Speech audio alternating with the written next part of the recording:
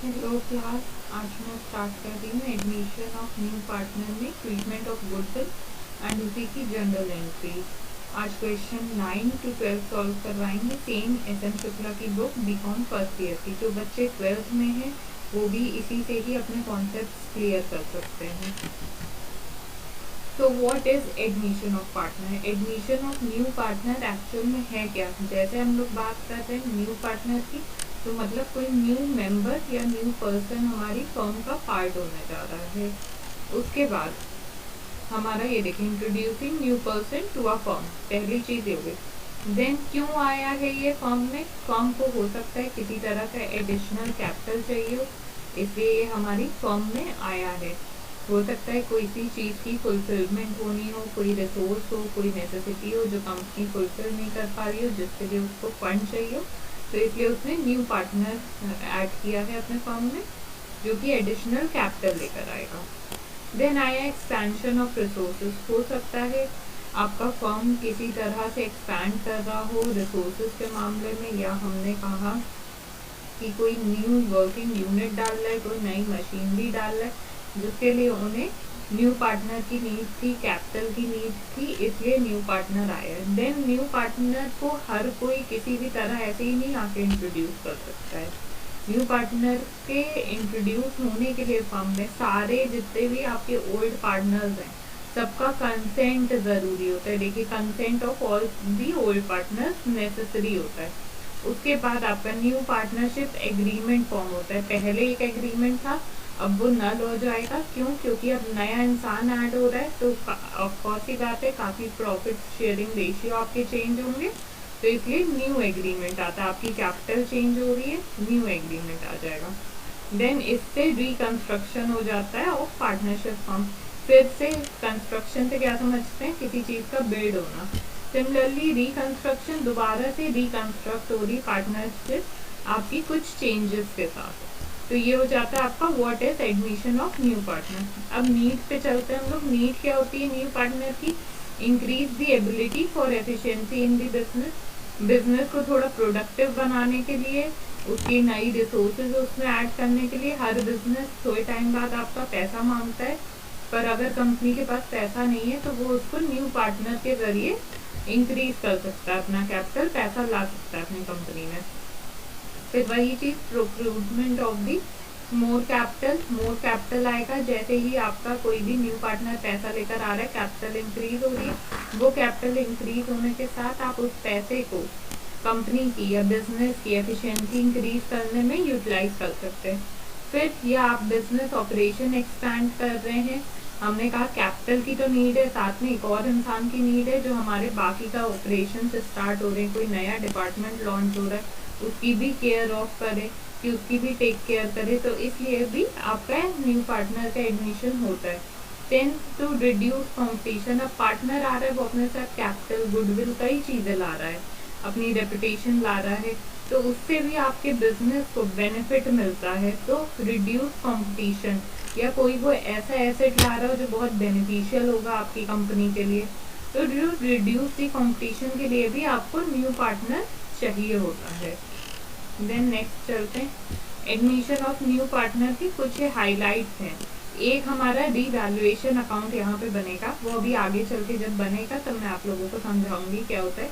Revaluation account की एक brief दे दे रही हूँ स्मॉल, कि बेसिकली इसमें क्या होता है, आपके कंपनी के एसेट एंड लाइबिलिटीज पहले जो बैलेंस शीट में थे, न्यू पार्टनर जैसे ही एंटर होता है तो उनमें भी कुछ चेंजेस आए होंगे।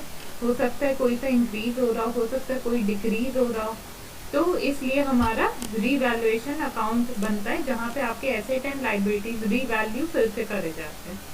देन जो न्यू पार्टनर गुडविल ला रहा होता है उसको ओल्ड पार्टनर्स के अमंग एडजस्ट किया जाता है इन सैक्रिफाइसिंग रेशियो।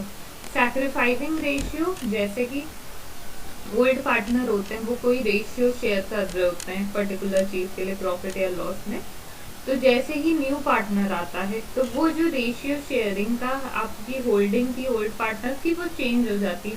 पहले 2 लोग थे, अब इसमें तीसरा भी आ गया, उसे भी हिस्सा देना है। तो हो सकता है कोई एक पार्टनर कुछ चीज सैक्रिफाइस कर रहा हो, या हो सकता है कि कोई दोनों पार्टनर कुछ सैक्रिफाइस कर रहे हो, या हो सकता है कोई एक ही पार्टनर कुछ सैक्रिफाइस कर रहा हो, तो इसलिए ये सैक्रिफाइसिंग रेशियो में आ जाता है। देन आपकी बैलेंस शीट में कंपनी की जो ऑलरेडी गिवन बैलेंस शीट है उसमें अगर अनडिस्ट्रीब्यूटेड प्रॉफिट है, कोई सा रिजर्व है, या कोई गुडविल है अनडिस्ट्रीब्यूटेड जो पड़ी हुई है, उसको हम ओल्ड पार्टनर्स को ओल्ड प्रॉफिट शेयरिंग रेशियो में दे देते हैं। उसके बाद रीवैल्यूएशन अकाउंट का जब आप बैलेंस निकालेंगे तो हो सकता है एक साइड प्रॉफिट आए या किसी साइड लॉस आए, दोनों में से एक चीज आएगी। तो वो जो प्रॉफिट या लॉस जो भी आ रहा था वो आपको अपने ओल्ड पार्टनर्स को ओल्ड रेशियो में ट्रांसफर कर देना होता है। देन नेक्स्ट पे चलते हैं, ट्रीटमेंट ऑफ गुडविल।